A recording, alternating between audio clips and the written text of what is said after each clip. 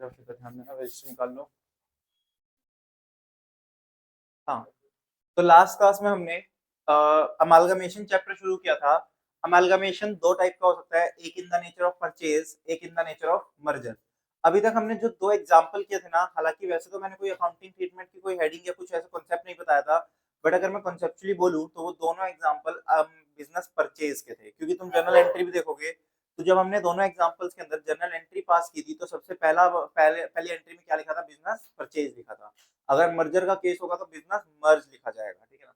तो यहाँ पर अगर हम बात कर रहे हैं तो ये बेसिकली दोनों एग्जांपल हमने किए बिजनेस परचेज के थे, बट अभी हम यहाँ पर परचेज और मर्जर की बात नहीं कर रहे। अभी तक हमने किसकी बात की, बस एक कॉन्सेप्ट की बात की कि अमालगमेशन चैप्टर में कैसे हम ट्रीटमेंट करेंगे, कैसे हम अकाउंटिंग शो करेंगे अमालगमेशन। ठीक, चलो। तो हमने लास्ट क्लास में देखा था कि amalgamation in the nature of purchase हो सकता है और इन द नेचर ऑफ मर्जर। मैंने तुम्हें याद होगा बताया था कि क्वेश्चन ना खुद से नहीं बताएगा कि क्वेश्चन परचेज का है मर्जर का है। बताने को बता भी सकता है बट मैक्सिमम टाइम्स क्वेश्चन नहीं बताता। तो तुम्हें खुद देखना होगा। खुद देखने के लिए क्या थी, कुछ कंडीशंस। अगर सारी की सारी कंडीशन पूरी हो गई तो वो केस किसका माना जाएगा, मर्जर का। अगर कोई एक भी कंडीशन पूरी नहीं हुई तो वो क्वेश्चन किसका हो जाएगा, परचेज का हो जाएगा। तो अगर सारी की सारी कंडीशन पूरी हो जाती है तो वो मर्जर कहलाएगा, लेकिन अगर कोई भी एक कंडीशन पूरी नहीं होती तो वो क्या कहलाएगा, परचेज। तो वो क्या कहलाएगा, परचेज। तो लिखना हेडिंग इंपॉर्टेंट टर्म्स। सबसे पहले लिखना important terms, important terms, important terms. First लिखना बिजनेस,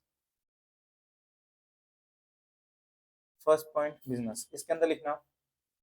तो ये क्या था, कुछ टर्म्स है, जैसे मैंने बताया था तुम्हें एग्जांपल करवाते टाइम कि अगर वर्ड लिखा हुआ है कि Y limited take over the business of X limited, तो बिजनेस का मतलब क्या हो गया कि वो सारे के सारे असेट्स ले गया और सारी की सारी लायबिलिटीज ले गया। तो लिखना इट विल इंक्लूड, बिजनेस के अंदर it will include all the assets and all the liabilities. तो अगर वहां पर वर्ड लिख दिया बिजनेस तो वो हमारा क्या माना जाएगा, सारे के सारे एसेट्स और सारी की सारी लायबिलिटीज को इंक्लूड कर रहा है, ये माना जाएगा।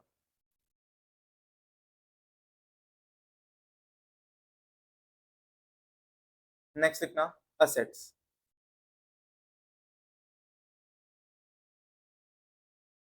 असेट का मतलब क्या है, it will include, it will include all fixed assets and current assets, it will include all fixed assets and current assets, but exclude,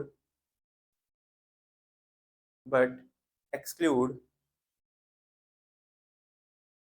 any fictitious assets, any fictitious assets and accumulated losses, any fictitious assets and accumulated losses। तो ये क्या कह रहा है, कहता है कि अगर कोई एसेट लेके जा रहा है तो एसेट का मतलब क्या हो गया, सारे के सारे फिक्स्ड एसेट्स और सारे के सारे current assets, but accumulated losses नहीं होंगे उसके अंदर, फिक्टिशियस एसेट्स या एक्यूमुलेटेड लॉसेस नहीं आएंगे। Last third liabilities, liabilities it will include all long term liability and short term liabilities, it will include all long term liabilities and short term liabilities, but does not include, but does not include any reserve and surplus, reserve and surplus and any share capital।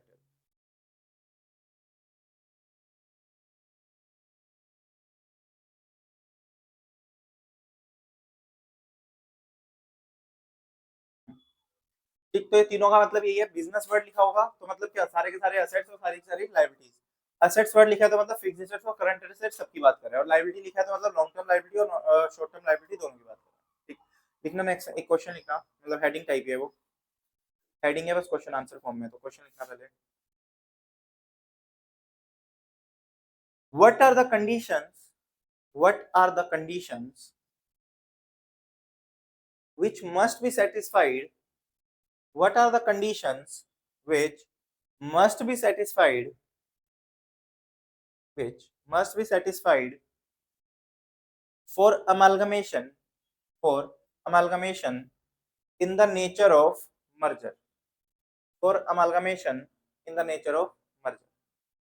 यानी कि क्या क्या ऐसी conditions है जिनका पूरा होना जरूरी है अगर हमें मर्जर का केस मानना है तो 5 ऐसी कंडीशंस है, अगर वो पांचों की पांचों कंडीशन पूरी हो गई तो वो क्या माना जाएगा, मर्जर, अदरवाइज क्या माना जाएगा, परचेज। तो लिखना पहला first point, first condition answer में, फर्स्ट कंडीशन,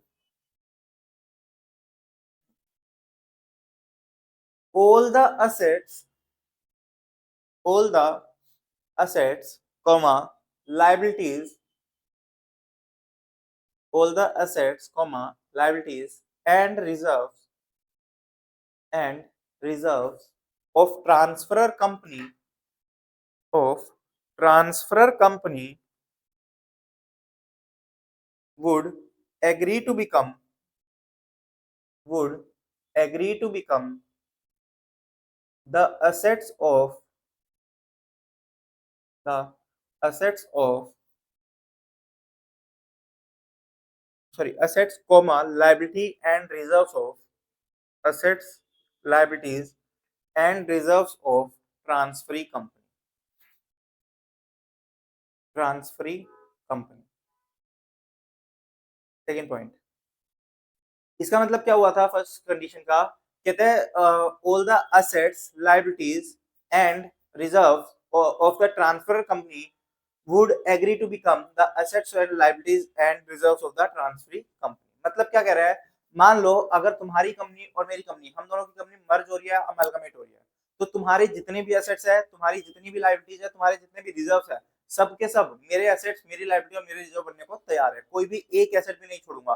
तो सेकंड एग्जांपल जो हमने किया था उसमें जब पढ़ा था तो उसमें लिखा था वर्ड एक एक्सेप्ट कैश, लिखा था ना उसमें सेकंड एग्जांपल में कि वो सारे एसेट ले गया लेकिन कैश नहीं लेके गया, तो उस केस में वो मर्जर नहीं माना जा सकता, क्योंकि इसने इसने कंडीशन में क्या लिखा है, ऑल द एसेट्स, यानी कि सारे के सारे बनने चाहिए, एक भी एसेट अगर छोड़ दिया तो वो किसका हो गया, परचेज का। ठीक, second condition, all the assets and liabilities, all the assets and liabilities are to be taken, all the assets and liabilities are to be taken at their respective book values, at their respective book values, except to ensure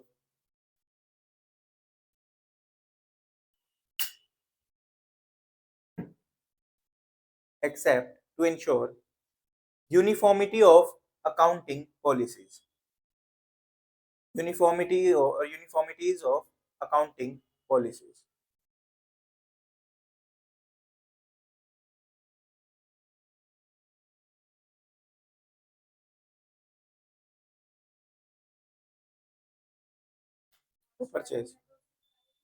purchase, first वाले में क्या था, अभी आगे और जाके वैसे conditions आएंगी, बट फर्स्ट वाला तो ना बिल्कुल ही बेसिक एग्जांपल था, सिर्फ उसमें ना कोई परचेज ना कोई मर्जर की बात कर रहा मैं, वो सिर्फ समझाने के लिए था कि फॉर्मेट्स क्या है। ठीक, सेकंड कंडीशन में क्या बोला कि all the assets and liabilities are to be taken over at their respective book values. जैसे कि सेकंड एग्जांपल की हम बात करें तो सेकंड एग्जांपल में क्या था कि वाई एक्स का बिजनेस टेक ओवर कर रहा था कैश को छोड़ के, और उसमें लिखा था कि जो फिक्स्ड एसेट्स हैं उनको हम कितनी वैल्यू पे लेके गए, 90% ऑफ देयर बुक वैल्यू। याद आ रहा है, सेकंड एग्जांपल में यही हुआ था कि जो हमारे फिक्स्ड एसेट्स थे उनको हमने 90% पे टेक ओवर कर लिया था, तो यहाँ पर हमने बुक वैल्यू पे टेक ओवर नहीं किया। अगर 100 रुपए की बुक वैल्यू है, मैं अगर ले रहा हूँ और 100 रुपए में ही ले रहा हूँ तो वो मर्जर माना जाएगा। अगर मैंने 100 रुपए की वैल्यू चेंज कर दी, चाहे 90 कर दी, चाहे 110 कर दी, मतलब कम भी कर दी चाहे बढ़ा भी दी, तो उस केस में वो क्या हो गया, परचेज का। ठीक, जो बुक्स में वैल्यू है उसी से लेना, जो तुम्हारी बैलेंस शीट में दिख रहा है एज इट इज उठ के प्लस हो जाना चाहिए। ठीक, दो second, third condition, third condition, at least 90% of shareholders, at least 90% of equity shareholders, 90% of equity shareholders of transferor company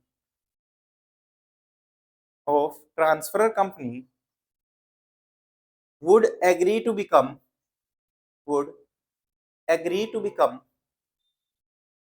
the shareholders of transferee company, would agree to become the shareholders of transferee company. तो ये क्या कहना चाह रहा है, मान लो तुम्हारी company है एक और एक मेरी कंपनी है, मैं तुम्हारी कंपनी को अपनी कंपनी के साथ मर्ज कर रहा हूँ या परचेज कर रहा हूँ, वो मैं देखना है। अब तुम्हारी कंपनी में तुम कितने लोग हो, टोटल 50 लोग हो, टोटल कितने शेयर होल्डर्स है, 50 शेयर होल्डर्स है, ठीक है ना।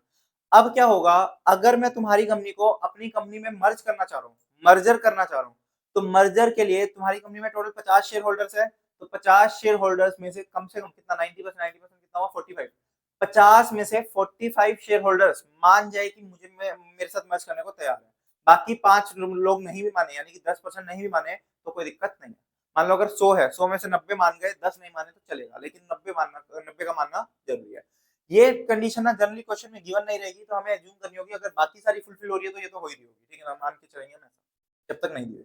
ठीक, fourth point,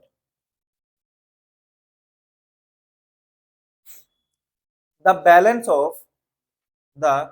balance of transfer company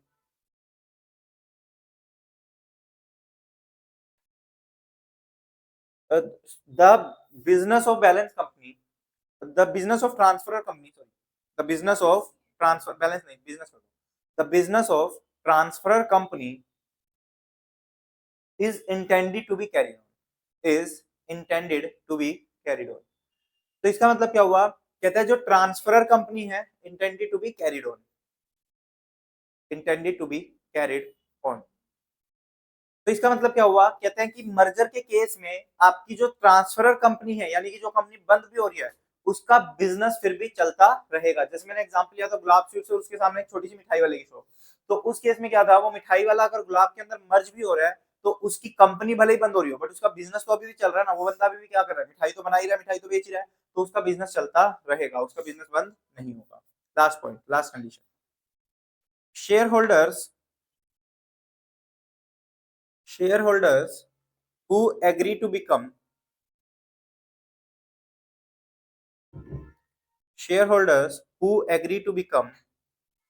the shareholders of transfer company, shareholders who agree to become the shareholders of transferee company would be discharged only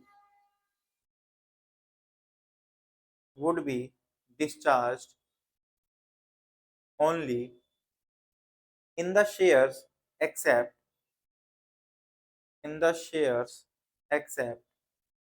any fraction of shares to be paid in cash, except any fraction of shares to be paid in cash,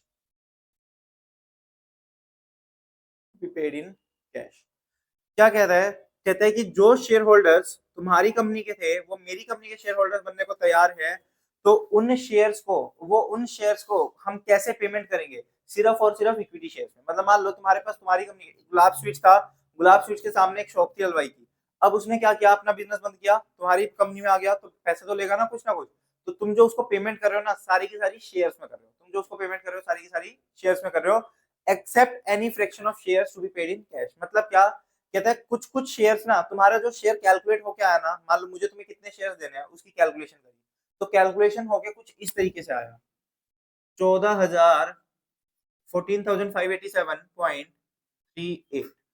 अब ये 14,587 तो दे सकते हैं shares, but 0.38 कैसे देंगे, तो इस 0.38 की जो भी वैल्यू है ना, जो भी मार्केट वैल्यू, उससे मल्टीप्लाई करके उतना कैश में पकड़ा, ठीक, उतने रुपए किस में दे देंगे, कैश में। तो इसको बोलते हैं fraction to be paid in cash. Full stop. Next में एक नोट डालना चाहिए नीचे, नोट, और इस नोट को बहुत सजा सजा के लिख देना, बहुत इंपॉर्टेंट लाइन है, नोट बहुत इंपॉर्टेंट है। हाँ वही लिख पा रहा हूँ, if any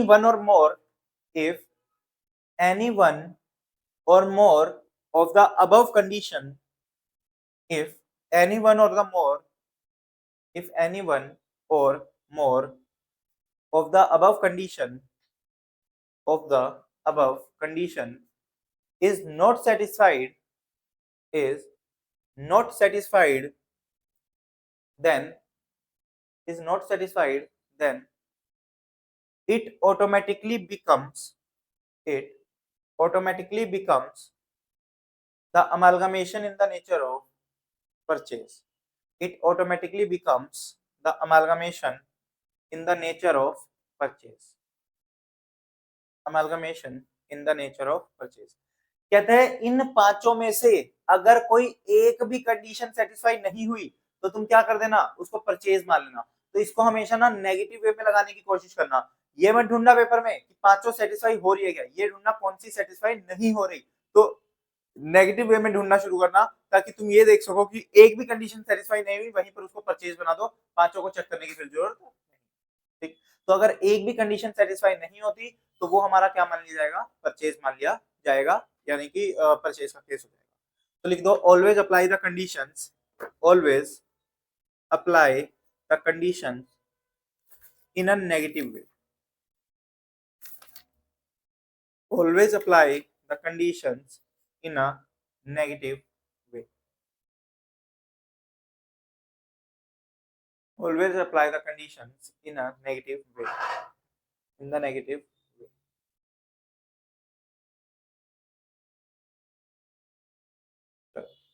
डालना heading accounting treatment, accounting treatment, accounting treatment,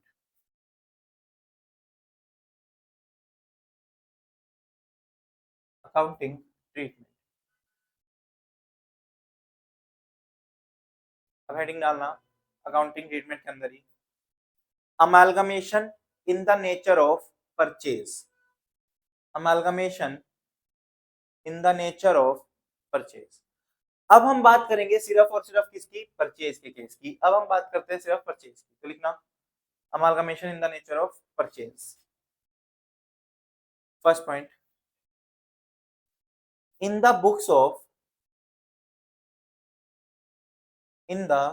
books of seller or vendor company, seller or vendor company। कहते हैं हम बात करेंगे सेलर या वेंडर कंपनी की। सेलर या वेंडर कंपनी मतलब कौन, जो अपनी कंपनी को बेच रही है। तो उसकी कंपनी क्या होती थी, बंद। बंद कैसे होती थी, रियलाइजेशन अकाउंट बनाते थे, फिर उसके बाद कंपनी का अकाउंट बनाते थे, फिर उसमें कैश मिला तो कैश, इक्विटी शेयर्स मिले तो इक्विटी शेयर, और एक बना लेते थे इक्विटी शेयर होल्डर्स का अकाउंट। ठीक, अभी यहाँ पर हम अकाउंट्स ना बना के हम जनरल एंट्रीज लिखेंगे उन्हीं अकाउंट्स के बेसिस पे। ठीक है, तो लिखना सबसे पहले क्लोजिंग एंट्रीज, क्लोजिंग एंट्रीज, मतलब इसी के नीचे नेक्स्ट हेडिंग में डाल दो क्लोजिंग एंट्री, क्लोजिंग एंट्रीज। तो सबसे पहले क्लोजिंग एंट्री पास करेंगे। क्लोजिंग एंट्री का मतलब क्या होता है, बिजनेस को क्लोज करने की एंट्रीज। तो बिजनेस का क्लोज हम कैसे करते थे, जो भी आइटम्स मेरी बैलेंस शीट में पड़ी है उन सबको क्या करना, खत्म कर देना। तो कैसे खत्म होते थे, जितने भी असेट्स और लायबिलिटीज है वो किससे खत्म होते थे, रियलाइजेशन अकाउंट से। और जितना भी equity share capital, preference share capital, reserve and surplus या फिर कोई एक्यूमुलेटेड लॉसेज है वो किसमें जाता था, इक्विटी शेयर होल्डर्स अकाउंट में। तो उन्हीं की जनरल एंट्री लिखेंगे। तो लिखना first point, first point, for closing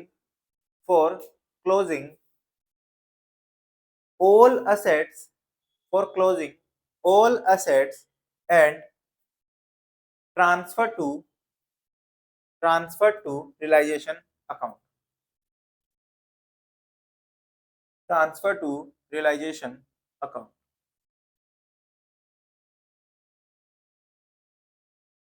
अभी पहले एक एसेट्स की करेंगे, उसके बाद लायबिलिटीज की करेंगे, क्योंकि दोनों की साइड अलग अलग है, जनरल एंट्री अलग अलग होगी। चलो लिखना, एंट्री क्या होगी, क्या करते थे हम इसका, एसेट्स को किस साइड लिखते थे, डेबिट साइड। तो realisation account debit to assets account, realisation account debit to assets account, realisation account debit to asset account. और इसके ब्रैकेट में लिख देना बुक वैल्यू, दोनों के लिख दो, मतलब जो अमाउंट आएगा वो किस पे आएगा, बुक वैल्यू पे। याद है हमने लास्ट क्लास में किस पे करा था, बुक वैल्यू पे करा था, ठीक है ना।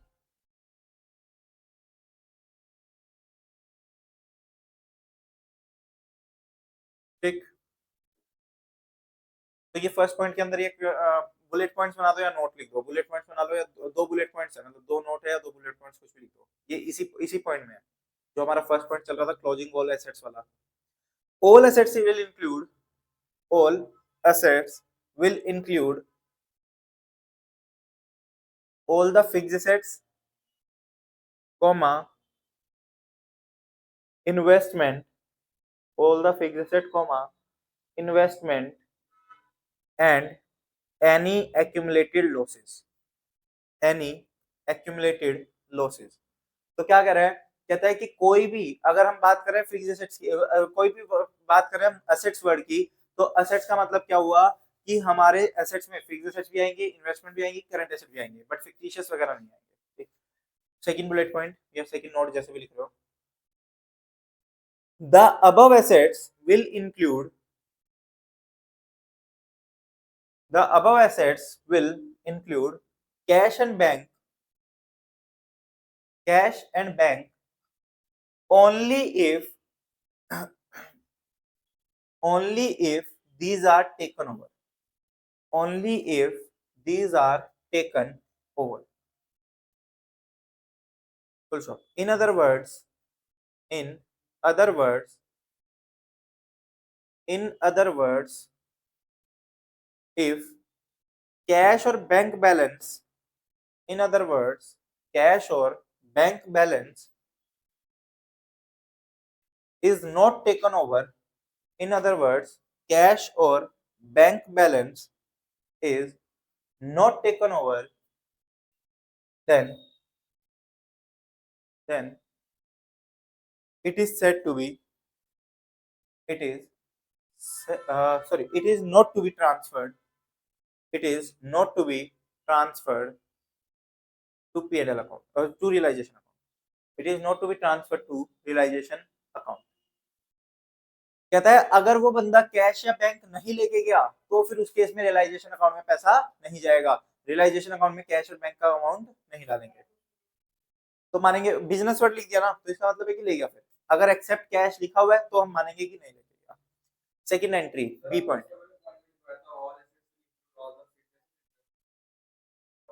नहीं नहीं ऐसे लिखवाया क्या मैंने, all assets will include all the fixed assets, comma investments and current assets, लिख लो, एंड के बाद करंट एसेट्स, एक्यूमुलेटेड लॉसेस काट दो।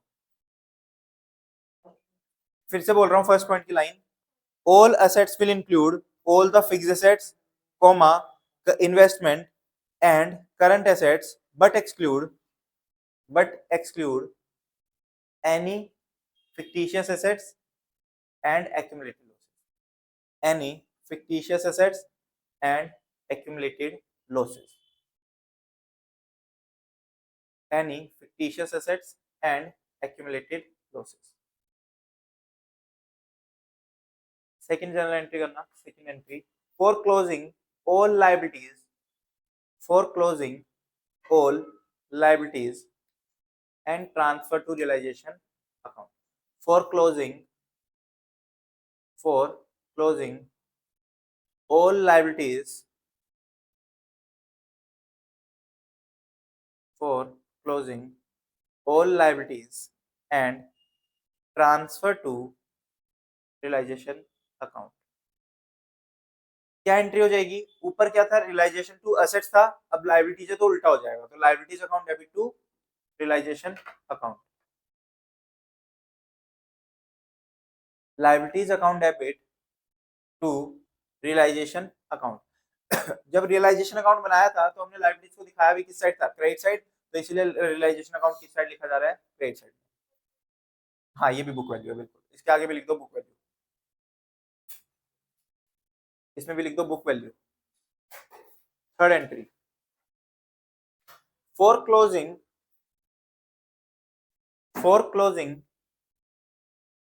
Equity share capital, for closing equity share capital and reserve and surplus, and reserve and surplus।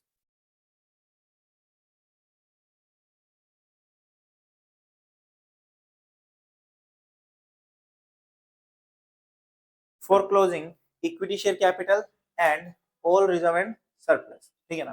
तो अब ये इसका क्या करते थे, इक्विटी शेयर कैपिटल और रिजर्व एंड सरप्लस को किस में डालते थे, इक्विटी शेयर होल्डर्स अकाउंट में। तो लिखना a new account called,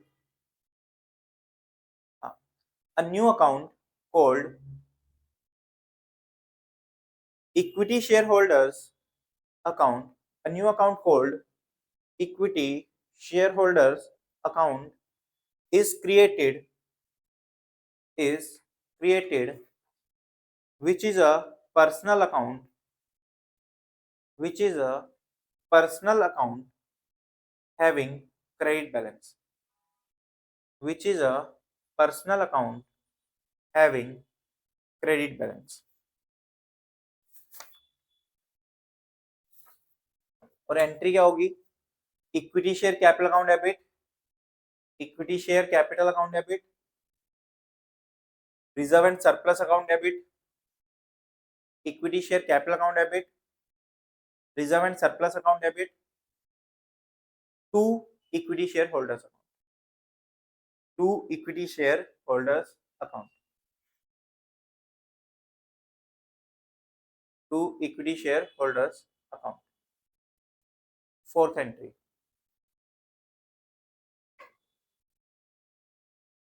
fourth point, fourth entry, for closing all fictitious assets, for closing all fictitious assets and accumulated losses, accumulated losses, for closing all fictitious assets and accumulated losses। तो अगर कोई fictitious assets या accumulated losses है तो वो भी किसमें जाएंगे, इक्विटी शेयर होल्डर्स अकाउंट में, बट इसकी उल्टी एंट्री हो जाएगी। तो वहां पर क्या हुआ था, इक्विटी शेयर होल्डर क्रेडिट, तो यहाँ हो जाएगा इक्विटी शेयर होल्डर डेबिट, तो equity share holders account debit to fictitious assets and to accumulated losses, fictitious assets account और एक्यूमुलेटेड लॉसेस अकाउंट।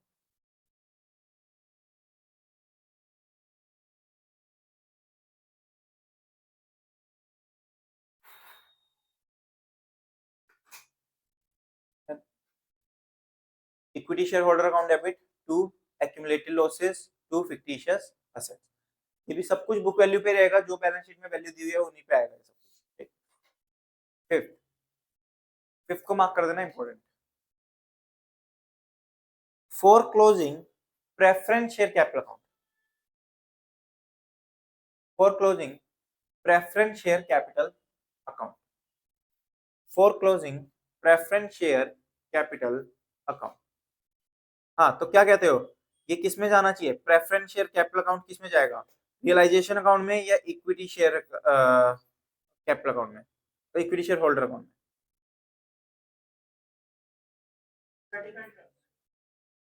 ऐसे रियलाइजेशन में कन्वर्टेबल अकाउंट, और कोई क्या कहते हो, रियलाइजेशन में जाएगा या फिर इक्विटी शेयर होल्डर्स अकाउंट में, एक तो बोल दो, equity share holder, realization, realization, realization. तुम क्या कह रहे हो, तुम कह रहे हो कि दोनों में जा सकता है, किसी में अगर रेडी में वाला है तो बिल्कुल ठीक है, किसी में भी नहीं जाएगा, ना ही रियलाइजेशन में जाएगा, क्योंकि रियलाइजेशन में क्या जाता है, असेट्स और लायबिलिटीज। ये लायबिलिटी तो है बट ओनर्स लायबिलिटी है, ओनर्स लायबिलिटी एक्सटर्नल नहीं मानी जाती, तो आउटसाइडर लायबिलिटी नहीं है ये आपकी कंपनी के ओनर्स ही हैं, तो इसीलिए ये रियलाइजेशन में तो नहीं जाएगा। दूसरा, equity share holder, equity share holder में क्यों नहीं जाएगा, क्योंकि वो तो स्पेसिफिकली इक्विटी के लिए है, ये तो है प्रेफरेंस, बात समझ आ रही है। तो इनके लिए हम एक नया अकाउंट ओपन करेंगे प्रेफरेंस शेयर होल्डर्स के नाम से, तो लिखना a new account will be opened, a new account will be opened, a new account will be opened called preference shareholders account, preference shareholders account, which is a personal nature account, which is a personal nature account having credit balance, which is a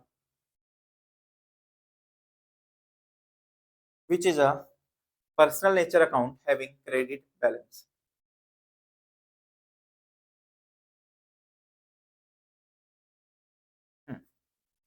ठीक है ना। तो preference share capital को हम किस में transfer करेंगे, preference share holders में जाएंगे, बट कोई भी रिजर्व एंड सरप्लस इनके पास नहीं जाएंगे, वो किसके पास जाएंगे, वो इक्विटी शेयर होल्डर में जाएंगे, जो हमने पीछे देखा है।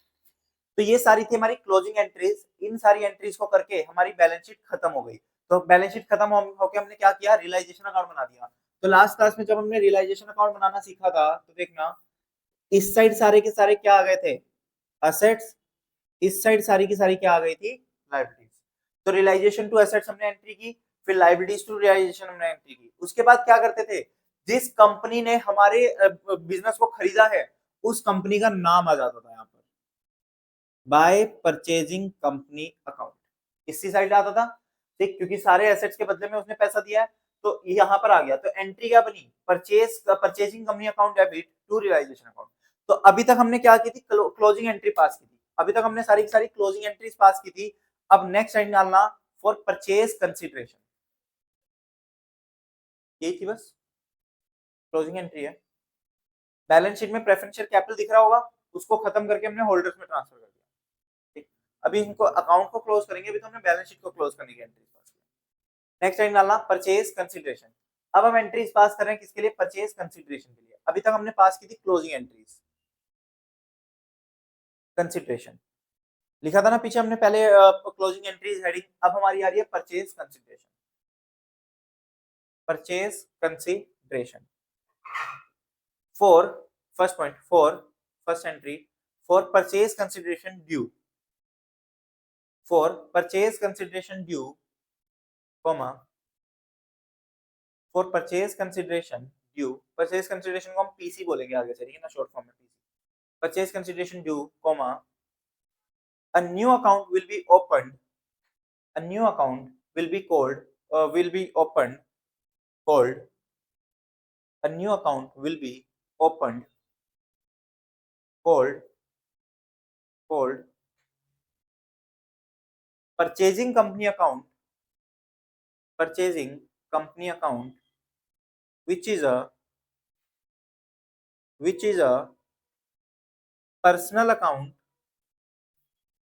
which is a personal account having debit balance, personal account having debit balance। तो एंट्री क्या हो जाएगी, देखो क्या एंट्री कर रहे हैं, purchasing company account debit to realisation account, purchasing company account debit to realisation account.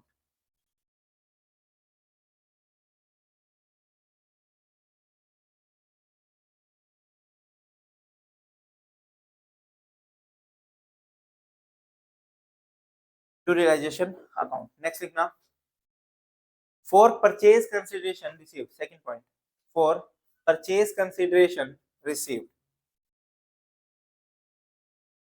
For purchase consideration received, comma. अब सोच के देखो, हमने यहाँ पर परचेजिंग कंपनी को डेबिट किया, यानी कि परचेजिंग कंपनी को अपना डेटर बना लिया।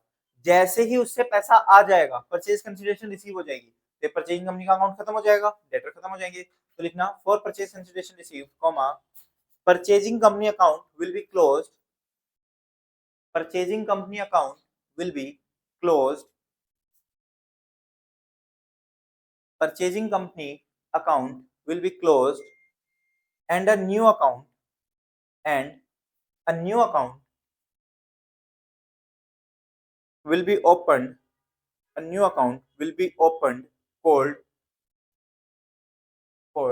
will be new, a new account will be opened, called shares in purchasing company, shares in purchasing company will be opened, which is a real account,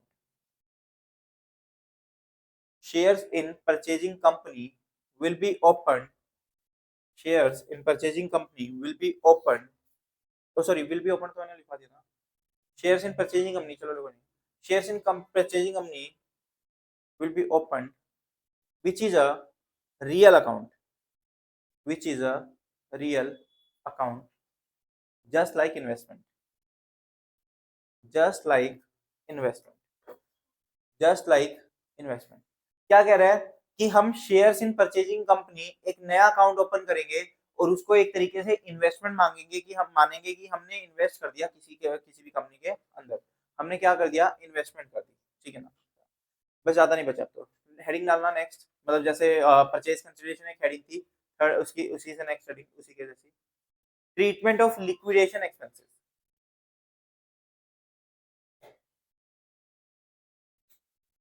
treatment of liquidation expenses. Liquidation expenses मतलब क्या, जो company बंद हो रही है उस company का बंद होने का खर्चा, ठीक। मान लो तुम्हारी कंपनी को मैंने टेक ओवर कर लिया, परचेज कर लिया, तो तुम्हारी कंपनी बंद हो रही है, तो तुम्हारी कंपनी बंद हो रही है तो तुम्हारी कंपनी के लिक्विडेशन एक्सपेंसेस भी लगे होंगे। अब वो लिक्विडेशन एक्सपेंसेस में दो केस हो सकते हैं। पहला केस क्या, तुम्हारी कंपनी के लिक्विडेशन एक्सपेंसेस तुम खुद बियर कर रहे हो, या फिर तुम्हारी कंपनी के लिक्विडेशन एक्सपेंसेस मैं बियर कर रहा हूँ, ठीक है ना, मैं पे कर रहा हूँ, या तो तुम खुद पे कर रहे हो या फिर मैं पे कर रहा हूँ, ठीक, दोनों में से कोई भी केस हो सकता है।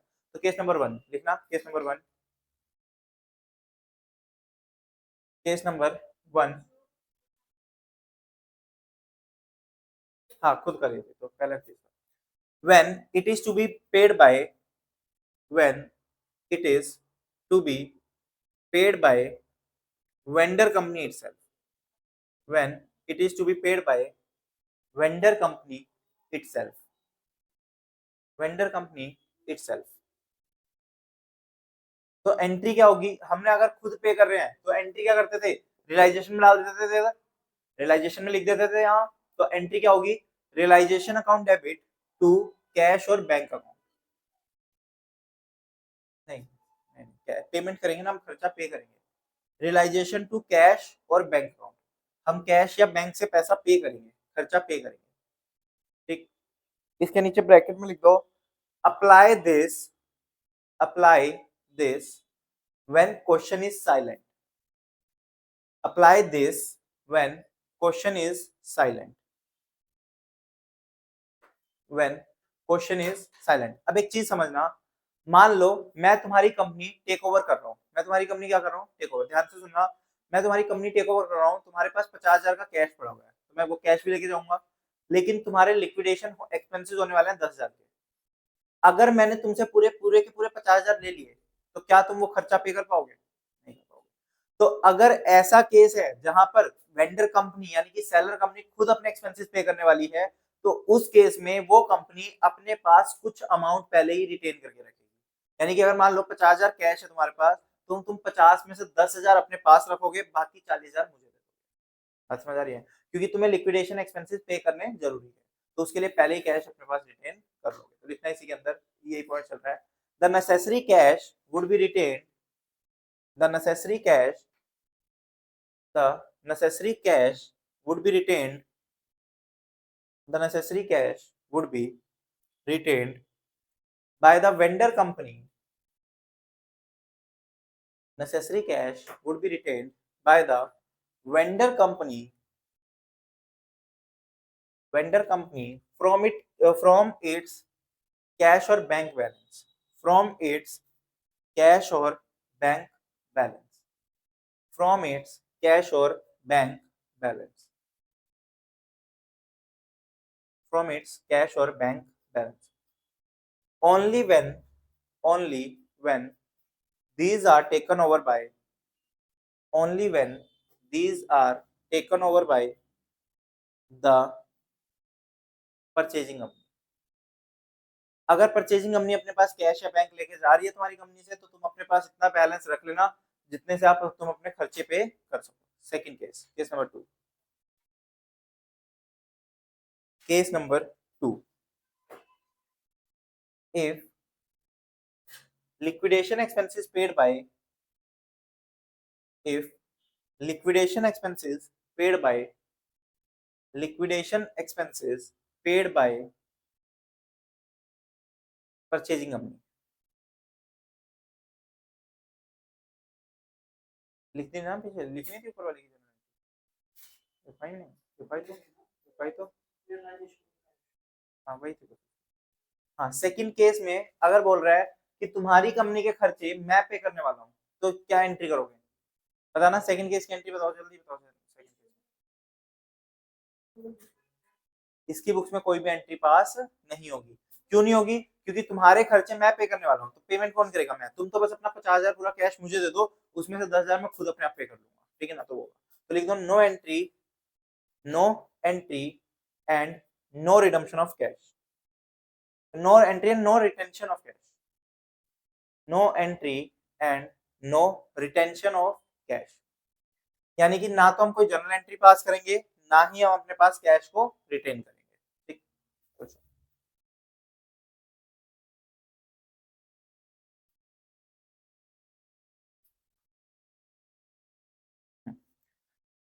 अब मेरा एक क्वेश्चन है तुमसे कि बताना, जैसे तुमने 11 ट्वेल्थ में भी किया, मान लो मेरे पास 5 एसेट्स है, मेरे पास यानी कि तुम्हारे पास, तुम्हारी कंपनी है वेंडर कंपनी, तुम्हारी कंपनी सेलर कंपनी है, तुम्हारे पास 5 एसेट्स है। एक है लैंड एंड बिल्डिंग, एक है plant and machinery, stock,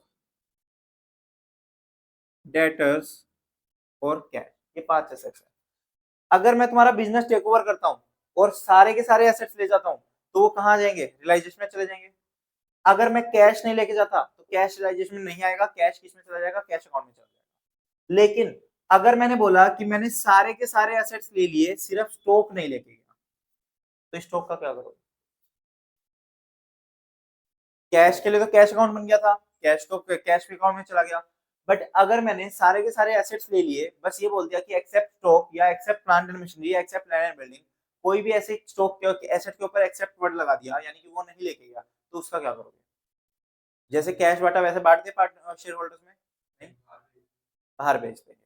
outside में हम खुद सेल कर देंगे। मान लो तुम पांचों एसेट हो, मैं 4 को ले गया, एक एसेट छोड़ दिया, तो इस एसेट को तुम्हारी कंपनी क्या करेगी? बाहर मार्केट में सेल कर देगी, उससे पैसा आ जाएगा, ठीक? तो ये सेल भी किसके थ्रू होगी? रियलाइजेशन के थ्रू होगी। इस एसेट को एज इट इज यहाँ लिखेंगे और इससे बदले में जो कैश आएगा वो इधर लिख देंगे। करते थे ना 12th क्लास में क्रॉस, तो वैसे ही चलेगा। एसेट यहाँ पर स्टॉक लिख देना, जो भी वैल्यू होगी, और उसको जितने में बेचोगे, परचेजिंग कंपनी में नहीं आएगा, वो वहां यहाँ पर क्या आएगा? बाय कैश के नाम से आ जाएगा, ठीक? तो लिखना एक नोट, और इसको भी सजा सजा के लिख देना अच्छे से, नोट को बादल बादल बना देना। In case, in case some assets, in case, in case some assets or liabilities, in case some assets or liabilities is not taken over, in case some assets or liabilities is not taken over by the purchasing company,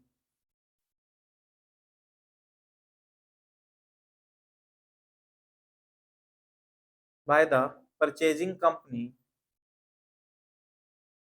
by the purchasing company, then treatment is to be done, treatment is to be done, treatment is to be done through realization account.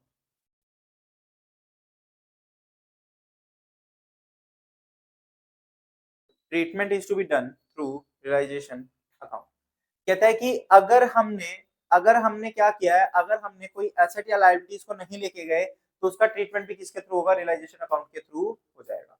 अब एक बात बताओ, इस realisation account में कोई भी profit होता था या कोई भी लॉस होता था, तो वो किसके पास जाता था? इक्विटी शेयर होल्डर्स के पास। नेक्स्ट हेडिंग लिखना, प्रॉफिट और लॉस ऑन रियलाइजेशन, प्रॉफिट और लॉस ऑन रियलाइजेशन। हाँ, जो भी मतलब सीक्वेंसिंग चल रही है, लिक्विडेशन एक्सपेंसेस का ट्रीटमेंट देखा था, फिर अब ये देखिए प्रॉफिट और लॉस ऑन रियलाइजेशन। इसमें लिखना first point, in case of profits, in case of profits, in case of profits. तो प्रॉफिट किधर आता था? इधर, इधर आ गया, मतलब रियलाइजेशन अकाउंट डेबिट हो गया। तो रियलाइजेशन अकाउंट डेबिट टू किसके पास जाएगा? प्रॉफिट इक्विटी शेयर होल्डर्स के पास। तो realisation account debit to equity share holders, realisation account debit to equity share holders account. और in case of loss, second point में लिख दो इन केस ऑफ लॉस, और इसकी उल्टी एंट्री पास कर दो, एंट्री को रिवर्स कर दो।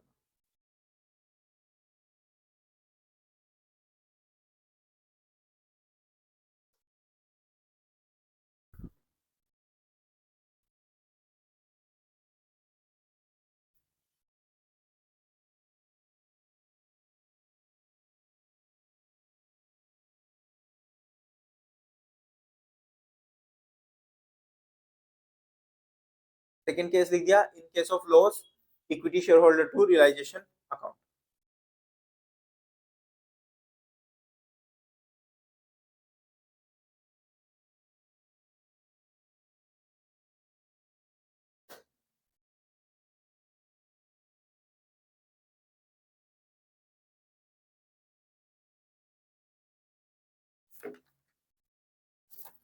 चलो लास्ट हेडिंग डालना इसी में, फिफ्थ फिफ्थ पॉइंट, जो भी जितना भी पॉइंट चल रहा था, settlement of accounts, settlement of account, settlement of account.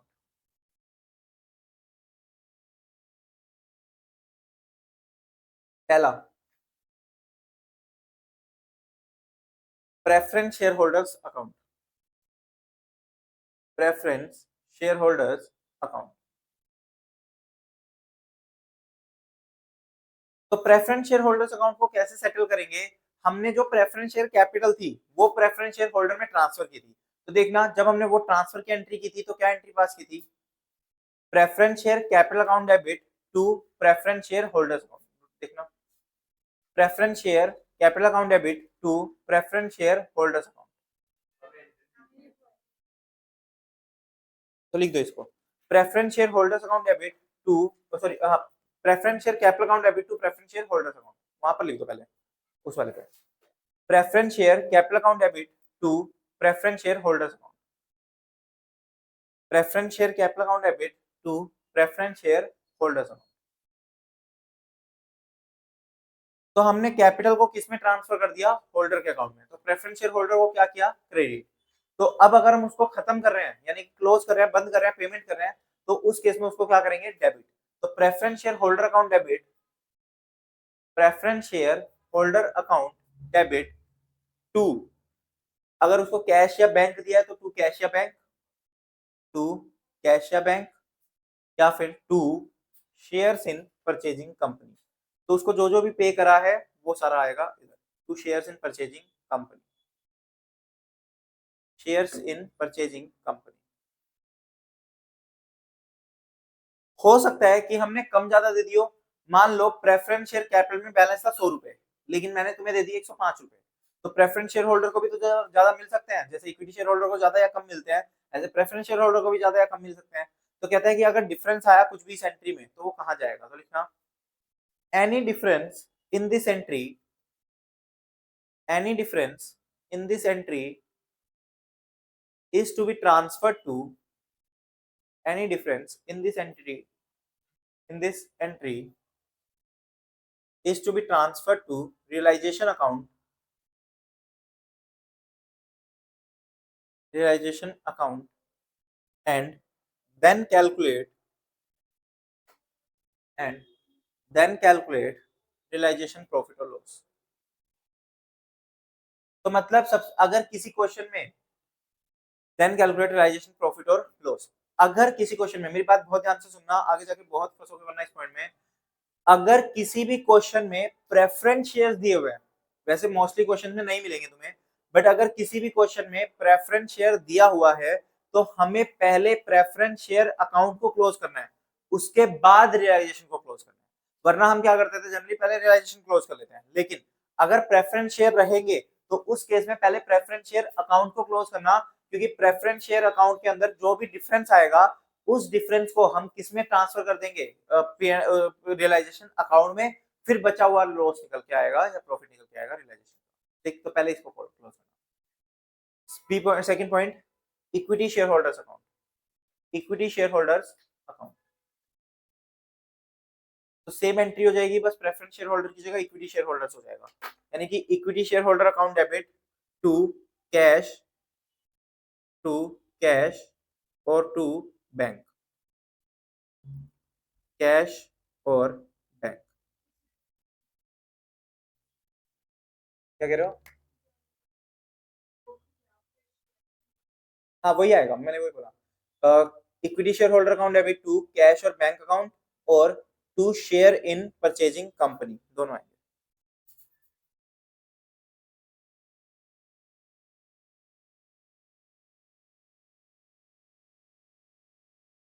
ठीक है, एक एक छोटा सा नोट लिखना है, एक ही लाइन का है, इसी के नीचे एक नोट लिख दो, कहीं भी लिख दो। वैसे इक्विटी शेयर होल्डर अकाउंट के लिए नोट है वो,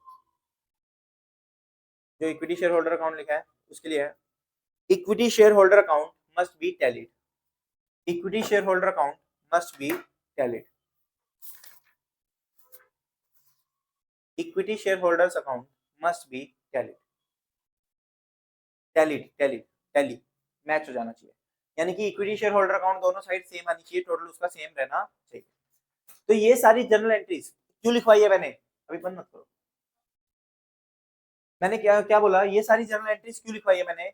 अगर मैं बात करूं अमालगमेशन चैप्टर 50 बार अगर पेपर में आया है, देख 50 बार या 20 बार या 40 बार जितनी बार भी पेपर में आया है, तो उसमें से 90% या 95% बार तुमसे अकाउंट्स पूछे गए उन्होंने, बट कुछ बार ऐसे भी रहा है कि उसने तुमसे जनरल एंट्री मांगी है। बात समझ आ रही है। वैसे तो ज्यादातर मैक्सिमम केसेस में तुमसे अकाउंट बनाने पूछता है वो, बट कुछ कुछ बार ये भी देखा गया है कि उन्होंने जनरल एंट्री मांगी है, तो हमें पता होना चाहिए कि जनरल एंट्री भी कैसे प्रिपेयर करनी है, वरना एकदम से आ गई तो दिक्कत हो जाएगी। ठीक, तो हमने किसकी बुक्स में जनरल एंट्री पास की, सेलर कंपनी यानी कि वेंडर कंपनी की बुक्स में। परचेजिंग कंपनी की बुक्स में तो हमेशा ही जनरल एंट्री मांगेगा, तो लिखना books of purchasing company, in the books of purchasing company. अब हम बात कर रहे हैं परचेजिंग कंपनी की बुक्स की, परचेजिंग कंपनी की books, books of purchasing company.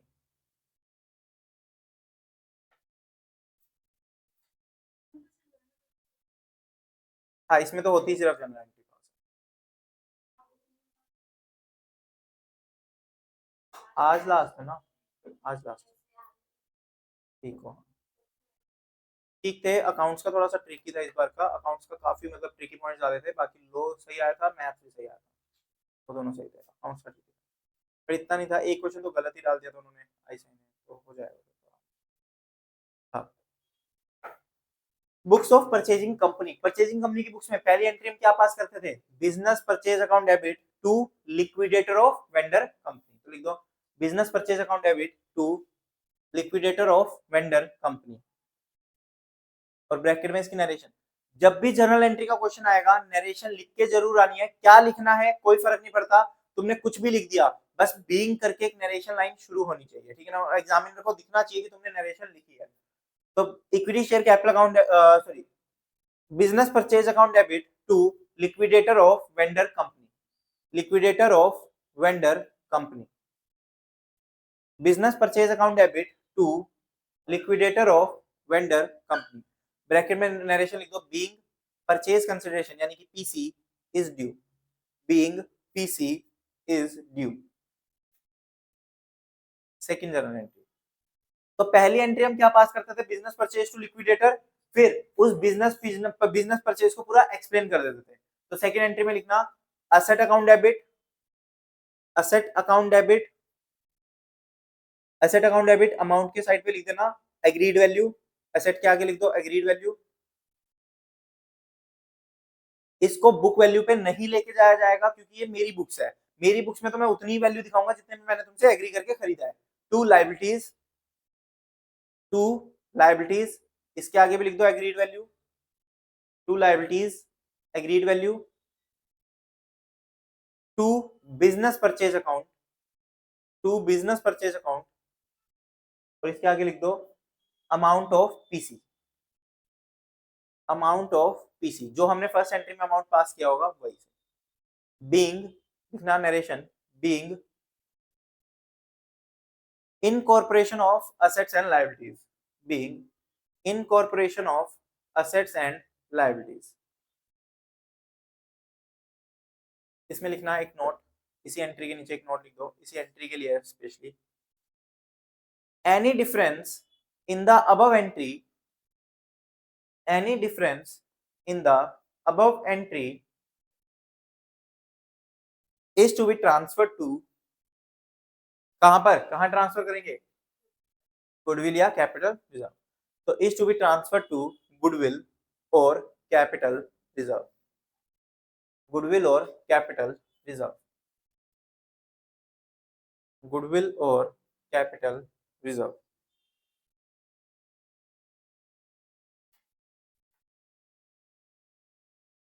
Third entry, third entry क्या पास करते थे हम, जो हमने लिक्विडेटर को लायबिलिटी बनाया फर्स्ट एंट्री में, उस लिक्विडेटर को पैसा पे करते थे। तो एंट्री क्या होगी, liquidator of vendor company account debit, liquidator of vendor company account debit to cash और बैंक अकाउंट, टू कैश और bank account, to share capital account, to share capital account. बस आज थ्योरी लिखनी है, बाकी इस चैप्टर में आगे जाके हर क्लास में क्वेश्चन सोल्व करना है, ठीक है ना। बस आज की थ्योरी है, क्योंकि ये सारे कॉन्सेप्ट्स इंपॉर्टेंट है।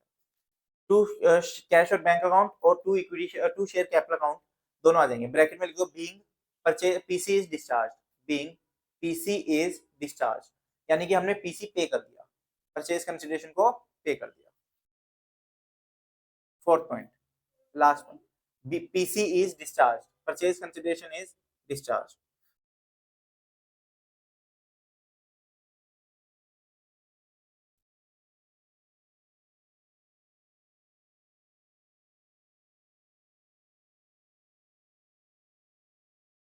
चलो fourth point, treatment of liquidation expenses, treatment of liquidation expenses of vendor company. हाँ हेडिंग है, हेडिंग ट्रीटमेंट ऑफ, मतलब फोर्थ पॉइंट है वैसे, लेकिन हेडिंग की फॉर्म में। Treatment of liquidation expenses of vendor company.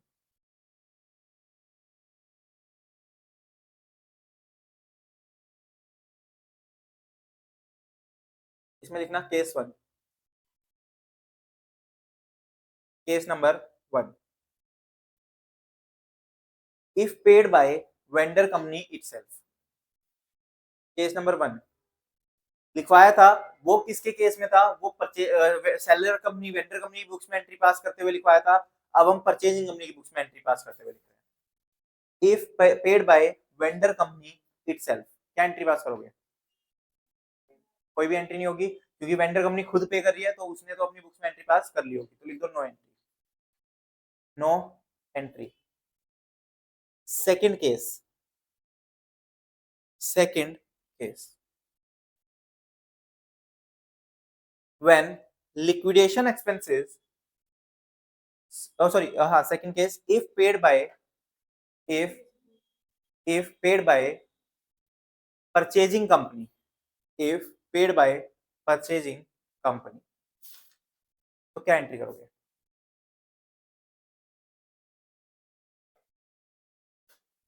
बताओ बताओ।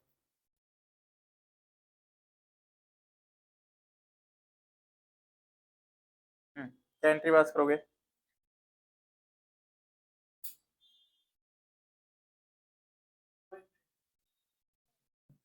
चलो जिसने भी सही एंट्री बताई उसको चॉकलेट, कह रहे हो,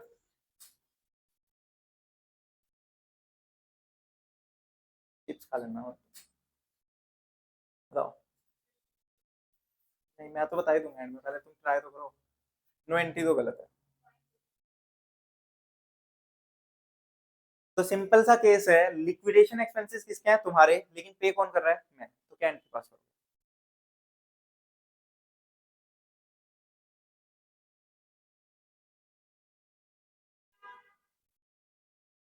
सोचो दिमाग लगा के, पूरे दिमाग के दो घोड़े दौड़ा दो। हाँ बताओ बताओ। कुछ गलत तो बोलना शुरू करो, ऐसा थोड़ी नेगेटिव मार्किंग चल रही है, गलत बोलना तो शुरू करो, बोल ही नहीं कुछ भी।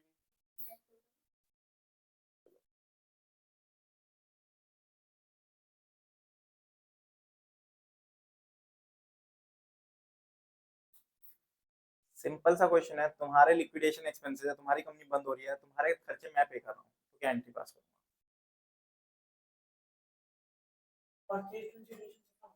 तुम्हारे खर्चे हैं, नहीं ऐसा कुछ नहीं है, तुम्हारे खर्चे हैं लिक्विडेशन के, तुम्हारी कंपनी बंद हो रही है, लिक्विडेशन एक्सपेंसेस थे, तुम्हें पे करने चाहिए थे, बट तुमने पे नहीं किए, मैंने पे कर दिया, मैं पे कर रहा हूँ तुम्हारे खर्चे, तो क्या एंट्री पास करूंगा।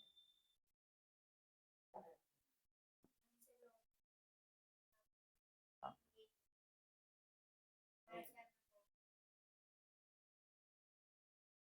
तो मुझे मेरी बुक, तुम शेयर्स लोगे, एंट्री बता दो मेरी बुक्स में, फाइनल। हाँ नॉर्मल एंट्री तो बताओ, वही तो कह रहा हूँ, नॉर्मली चॉकलेट भी दूंगा मैं। लिक्विडेशन, अच्छा लिक्विडेटर या लिक्विडेशन एक्सपेंसेस? तो सुमित ने बोला लिक्विडेशन एक्सपेंसेस टू कैश या बैंक, और कोई? लिक्विडेटर टू परचेसिंग कंपनी, और कोई?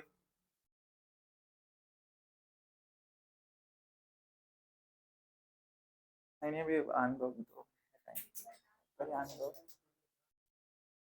दो लोगों ने, तुम्हारे पास ऑप्शन है चेंज करना चाहो तो कर सकते हो, ठीक है ना, ऑब्वियसली।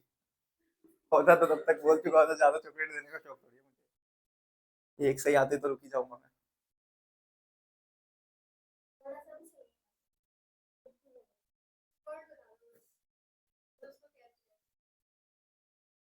अभी बस 1 मिनट का टाइम दो, फिर टाइम ओवर हो जाएगा तो मैं बता दूंगा पूरा। कुछ गलत सही कुछ तो बोलो भाई, बाकी भी। चलो सुमित की आधी एंट्री थी, नहीं आधी चॉकलेट पूरी नहीं थी। इसने बोला था लिक्विडेशन एक्सपेंसेस टू कैश और बैंक, कैश और बैंक तो ठीक है, क्योंकि पे कर रहा हूँ मैं तो मेरी बुक्स में कैश और बैंक तो गया, ठीक है ना। तो डेबिट में क्या आएगा बस तब, अब तो बता दो भाई। तो हो गया, 20 सेकंड हो रहा है तुम्हारे पास। बिजनेस परचेज टू कैश, और liquidator of vendor company to cash, और लिक्विडेटर टू वेंडर कंपनी, और वेंडर कंपनी टू कैश, और नहीं हाँ एक तुम भी बोल दो, सबने बोल दिया, एक बोल दो, क्या पता मिल जाए चॉकलेट, तुक्का ही मार दो। ये तो सब बोल ही देते, कुछ अलग तो बोलते, क्या पता मिल जाती। लिक्विडेटर या लिक्विडेशन एक्सपेंसेस दोनों ही कैसे आ जाएंगे?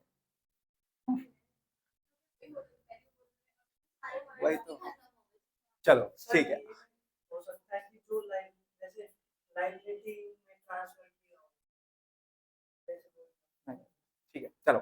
अब एक एक करके सोचना शुरू करते हैं। सबसे पहले वर्ड तुमने बोला लिक्विडेशन एक्सपेंसिव टू कैश, क्या वो मेरे खर्चे हैं? नहीं, तो मैं अपनी बुक्स में खर्चे कैसे दिखा सकता हूँ? सिंपल सी बात है, तो वो तो नहीं होगा। दूसरी चीज, तुमने बोला वेंडर कंपनी टू कैश, क्या वेंडर कंपनी एग्जिस्ट करती है? वो तो बंद हो चुकी, तो उसका नाम कैसे यूज कर रहे हो? तो वो भी नहीं हो सकता। लिक्विडेटर ऑफ वेंडर कंपनी, उसको तो तुम ऑलरेडी ऊपर सारा पैसा पे करके खत्म कर चुके हो, वो तो, वो लिक्विडेटर का काम क्या था? लिक्विडेटर का काम सिर्फ था जो आपने कंपनी खरीदी उसके बदले में जो परचेज कंसिडरेशन आप देने वाले हो ना, उसको बांटना, तो उसका काम उतना सा था, ये खर्चे वर्चों का उससे हिसाब वो नहीं लगता। चौथा, अब इस ये तीनों तो नहीं हो सकते, लाइबिलिटी वगैरह कुछ हो ही नहीं सकती, लाइबिलिटी वगैरह तो कुछ नहीं है, सिंपल, ठीक है। तो क्या एंट्री होगी? एंट्री होगी goodwill account debit to cash. तुम्हारी गुडविल इतनी अच्छी है कि तुम्हारे खर्चे मैं पे कर रहा हूँ, ठीक है ना, तुम्हारा नाम इतना अच्छा है, रेपुटेशन इतनी अच्छी है कि तुम्हारे बिहाफ में मैं खर्चे पे करने को तैयार हूँ तुम्हारे, तो goodwill account debit to cash, goodwill account debit to cash account. तो गुडविल और कैपिटल रिजर्व दोनों लिख देना, गुडविल और कैपिटल रिजर्व दोनों, गुडविल और capital reserve account debit to cash. तो ऊपर वाली एंट्री में गुडविल या कैपिटल रिजर्व जो भी आया होगा दोनों में से उसको करके, क्या कह रहे हो? अच्छा हाँ अभी तो लिखवाया ऊपर उसमें भी, तो दोनों सेम आता है। चलो लिखना, गुडविल और capital reserve account debit to cash या बैंक। चलो हाँ हाँ बस अभी 5 मिनट। चॉकलेट हाँ मैं दे दूंगा खुद को, खुद को ही तो देनी है। हाँ, अब इसके बाद ना ये 4 एंट्रीज तो जनरल एंट्रीज हो गई जो हमें यहाँ पर हर क्वेश्चन में करनी है। इसके अलावा परचेजिंग कंपनी की बुक्स में कितनी भी एंट्री हो सकती है, जितनी वो एडजस्टमेंट देगा। मान लो कोई और एडजस्टमेंट दे दी, डिबेंचर की एडजस्टमेंट दे दिया, कोई भी एडजस्टमेंट अगर देता रहेगा ना, तो जितनी एडजस्टमेंट देता रहेगा उतनी ही एंट्रीज इसमें बढ़ती रहेगी, बट ये 4 एंट्रीज तो फिक्स रहेंगी। 3 एंट्रीज ऊपर वाली और लिक्विडेशन एक्सपेंस अगर मैं पे कर रहा हूँ तो ठीक है ना, 4 एंट्रीज पे तो ये तो रहेगी रहेगी। नेक्स्ट हेडिंग डाल दो, अब एंट्रीज खत्म, अकाउंटिंग ट्रीटमेंट खत्म। नेक्स्ट हेडिंग है कैलकुलेशन ऑफ परचेज कंसिडरेशन, ये अकाउंटिंग ट्रीटमेंट का पार्ट नहीं है, ये नेक्स्ट हेडिंग है, calculation of purchase consideration. Purchase consideration याद है ना क्या होता है? परचेज कंसिडरेशन का मतलब था कि अगर मैं तुम्हारी कंपनी परचेज कर रहा हूं तो उस कंपनी को परचेज करने के बदले में जो मैं पैसा या कोई अमाउंट पे करूंगा वो अमाउंट होगा कितना, ठीक, तो वो कैसे कैलकुलेट करेंगे? तो हमने दो एग्जांपल किए थे। पहले एग्जांपल के अंदर तो परचेज कंसीडरेशन खुद से गिवन था, जो 170 लाख, देख सकते हो पीछे अगर देखना चाहो तो। पहले एग्जांपल में 170 लाख का कंसीडरेशन क्वेश्चन में गिवन था। दूसरे क्वेश्चन में गिवन नहीं था, तो उस क्वेश्चन में हमने क्या किया था, कैलकुलेट। कैसे कैलकुलेट किया था, जितने भी असेट्स थे उसमें से माइनस कर दिया था किसको, लायबिलिटीज। याद आ रहा है क्या दोनों एग्जांपल्स। पहले एग्जांपल में क्या था, पहले एग्जांपल में परचेज कंसीडरेशन सामने से गिवन था, ठीक, तो हमने वही परचेज कंसीडरेशन मान लिया था। लेकिन दूसरे एग्जांपल में परचेज कंसीडरेशन गिवन नहीं था, उसमें हमें कैलकुलेट करना पड़ा था किस तरीके से, असेट्स माइनस लायबिलिटीज करके। तो लिखा था ना, agreed value of assets minus agreed value of liabilities, right. तो उससे हमारा क्या आया था, परचेज कंसीडरेशन निकल के आया था, ठीक। तो वो एक मेथड है सिर्फ निकालने का, ये जो agreed value of assets minus agreed value of liabilities, ये एक मेथड है। ऐसे कितने मेथड्स हैं, तीन, टोटल तीन तरीके से हम परचेज कंसीडरेशन निकाल सकते हैं, ठीक। तो लिखना इसके अंदर, कोई डाउट इसी का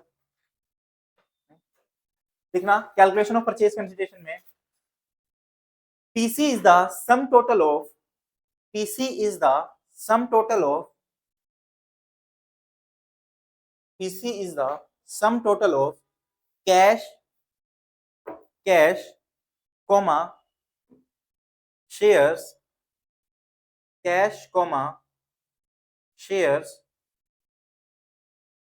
cash comma shares and other securities cash comma shares and other securities to be given to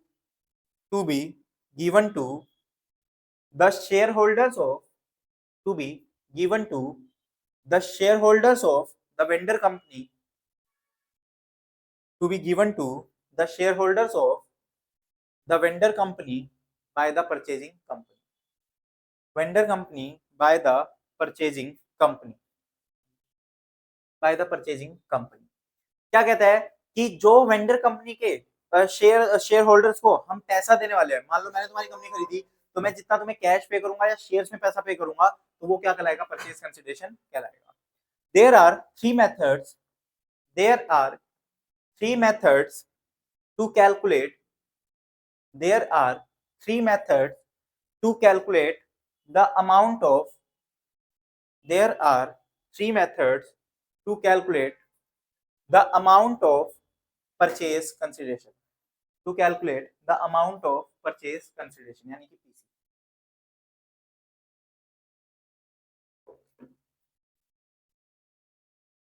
कौन कौन से दो मेथड, तीन मेथड्स होंगे। पहला method, first method, net payment method, net payment method.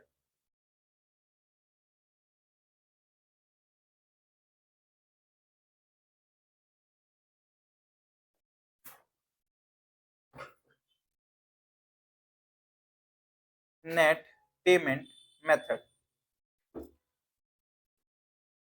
Net payment method क्या होता है समझना पहले, फिर लिखते हैं। नेट पेमेंट मेथड का मतलब है क्वेश्चन ना तुम्हें पेमेंट के बारे में बता देगा, यानी कि मैंने तुम्हारी कंपनी खरीदी और बदले में क्या क्या पे करा वो बता देगा। जैसे मान लो मैं हूं, मान लो एक्स कंपनी, तुम हो वाई कंपनी, तो ऐसे लिखा होगा X limited takes over the Y limited, ठीक है ना। तो मैंने तुम्हारी कंपनी खरीदी और बदले में ऐसे लिखा होगा कि कैश पेड ₹20,000, कैश कितना दिया 20,000, शेयर्स दिए मान लो कितने के 2 लाख के, तो प्रेफरेंस शेयर दे दिए, इक्विटी शेयर दे दिए, कुछ कुछ करके ऐसे दे दिया। तो सबका अमाउंट दिया होगा क्वेश्चन के अंदर कि कैश कितना दिया, इक्विटी शेयर कितना दिया। मान लो 20,000 का कैश दिया, इक्विटी शेयर दे दिए 2 लाख के और प्रेफरेंस शेयर दे दिए 50,000 के। तो मैंने टोटल तुम्हें कितना दिया, 20,000 का कैश, 2 लाख के इक्विटी शेयर, 50,000 के प्रेफरेंस शेयर। तो 20,000 प्लस 2 लाख, 2,20,000 प्लस 50,000, 2,70,000। तो परचेज कंसीडरेशन कितनी हो गई, 2,70,000।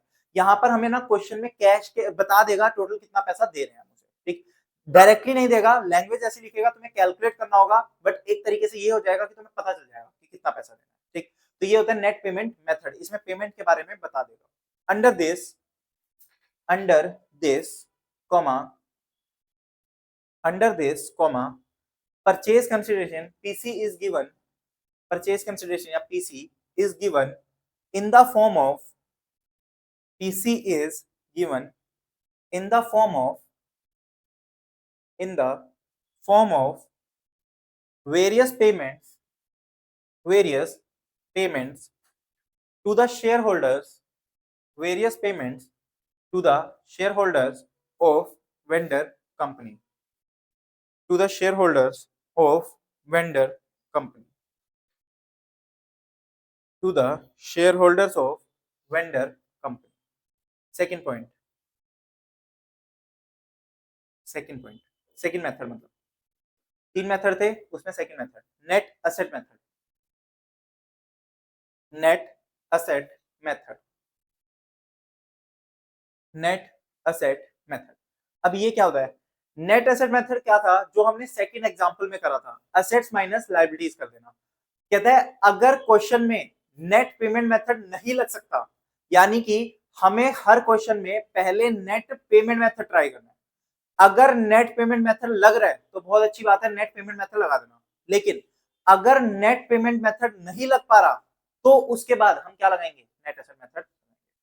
तो नेट एसेट मेथड बोलता क्या है, नेट एसेट मेथड बोलता है कि अगर आपका पेमेंट मेथड नहीं लग रहा तो आप नेट एसेट मेथड लगा दो। और नेट एसेट मेथड में कैसे लिखा होता है, नेट एसेट मेथड में लिखा होता है कि agreed value of assets minus agreed value of liabilities. तो इसका मतलब क्या हुआ, क्वेश्चन ना कुछ इस तरीके से आएगा। मान लो मैं ऐसे बोलूंगा कि purchasing company issued 10,000 equity shares of ₹10 each eight ₹15 पर शेयर। ठीक, मैंने क्या बोला, ध्यान से सुनना इधर। Purchasing company issued 10,000 equity shares of ₹10 each eight ₹15 पर शेयर। यानी कि मैंने तुम्हें 10,000 शेयर दिए, 10 रुपए का एक, लेकिन 15 में दिया, तो 1.5 लाख रुपए तो ये दे दिए। And balance is to be paid in cash. तो मैंने क्या बोला, balance is to be paid in cash. तो क्या लिखा वर्ड बैलेंस, कितना बैलेंस हमें नहीं पता, तो हमें नहीं पता चलेगा पेमेंट कितनी करी कैश में। अगर मैं लिख देता ना कि 1.5 लाख तो ये हो गए एंड 50,000 इन कैश, तो मतलब नेट पेमेंट लगा दो फिर तो, कि 1.5 लाख शेयर्स दे दिए, 50,000 कैश दे दिया, 2 लाख परचेज कंसिडरेशन हो गया। बट मैंने क्या लिखा कि 1.5 लाख के तो शेयर दे दिए and balance is to be paid in cash, तो वो बैलेंस क्या हुआ नहीं पता हमें। ठीक, तो जब भी ऐसा कुछ क्लैरिफाई नहीं हो पा रहा तो हम क्या लगाएंगे, net payment method, sorry net asset method लगा देंगे। तो उसमें फिर हम क्या करेंगे, असेट्स माइनस लायबिलिटीज। ठीक, क्लियर है, चलो लिखना। This method is to be followed, this method is to be followed, this method is to be followed when any form of payment, when any form of payment, any form of payment is missing in the question, is missing in the question। कहता है अगर कोई भी type की payment missing है question के अंदर तो हम क्या लगाएंगे, नेट एसेट मेथड लगाएंगे। Full stop. Under this method, under this method, under this method, comma, under this method, comma, we have to calculate, under this method, comma, we have to calculate, we have to calculate the amount of purchase consideration, the amount of purchase consideration by applying the following formula, by applying the following formula, by applying the following formula। ठीक, तो क्या कह रहा है, कहता है कि अगर हमें कोई भी एक पेमेंट का मेथड गिवन नहीं है तो हम उस केस में क्या करेंगे, नया फॉर्मूला लगाएंगे नेट एसेट मेथड का। क्या है formula, agreed value of assets minus agreed value of liabilities, agreed value of assets taken over minus agreed value of liabilities taken over, agreed value of liabilities taken over, agreed value of assets taken over minus agreed value of liabilities taken over। ठीक, note लिखना, एक note लिखना। always apply net payment method, always apply net payment method first of all in the question, always apply net payment method first of all in the question and then try to apply net asset method। यानी कि हम पहली preference हमेशा किसको देंगे, net payment method को। अगर net payment method नहीं लग पाया तो हम क्या लगाएंगे, नेट एसेट मेथड लगा देंगे। तो हम क्या लगाएंगे, नेट एसेट मेथड लगा देंगे। ठीक, बट पहली प्रेफरेंस हमेशा किसकी रहेगी, net asset method, net payment method. ठीक, इसको फोकस करना। Third point, third method intrinsic value method. Intrinsic value method, intrinsic value method. Intrinsic value method क्या बोलता है, इंट्रिंसिक वैल्यू मेथड, चलो इसके बारे में ना बाद में बात करेंगे। अभी क्योंकि हमें बहुत सारे क्वेश्चन करने हैं फर्स्ट और सेकंड मेथड पे, तो इसके साथ लिख दो separate topic to be discussed later on. Separate topic to be discussed later on. तो इसको अलग से टॉपिक समझ बना के डिस्कस करेंगे। तो इसके बारे में बाद में देख लेंगे। अभी हम बात करते हैं सिर्फ दो मेथड्स की, एक होता है नेट पेमेंट मेथड और एक होता है नेट असेट्स मेथड। तो नेट पेमेंट मेथड पहले ट्राई करना। अगर नेट पेमेंट मेथड नहीं लग पाया, यानी कि कोई एक पेमेंट का तरीका नहीं दिया हुआ, तो हम क्या लगाएंगे, नेट एसेट मेथड लगा देंगे। बात समझ आ रही है? डन। तो यहाँ पर हमारी सारे जो भी कॉन्सेप्ट थे थ्योरी के वो सारे खत्म हो गए। अब नेक्स्ट क्लास से हमें बहुत सारे प्रैक्टिकल करने हैं। इन्हीं सारे क्वेश्चंस को प्रैक्टिकल कॉन्सेप्ट पे यूज करना है। अमालगमेशन और इवन अब जो जो भी चैप्टर हमारे आने वाले चैप्टर्स है ना, उनके लिए मैं यही बोलूंगा कि हर चैप्टर में, हर क्लास में ना पिछली क्लासेस का रिवाइज करके आना, वरना ना फंस जाओगे। अब आज जैसे दूसरी क्लास है, तो आज चलो अगर तुम पहली क्लास नहीं भी रिवाइज करके आए, लेकिन परसों की क्लास से पहले दोनों क्लास रिवाइज करके आना, ठीक है ना। क्योंकि आगे जाके क्वेश्चंस ना तभी समझ पाओगे जब तुमने क्लासेस रिवाइज करी होगी। रिवाइज करके आना, होमवर्क टाइम टू टाइम करना इस चैप्टर का साथ साथ, वरना ये चैप्टर परेशान कर देगा, ठीक है ना। तो इसीलिए साथ साथ इसको रिवाइज करते रहना।